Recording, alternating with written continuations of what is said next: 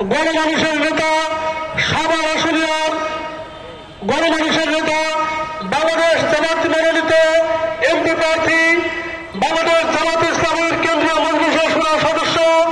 ঢাকা জেলার সম্মানিত সেক্রেটারি মাওলানা আফজাল হোসেন।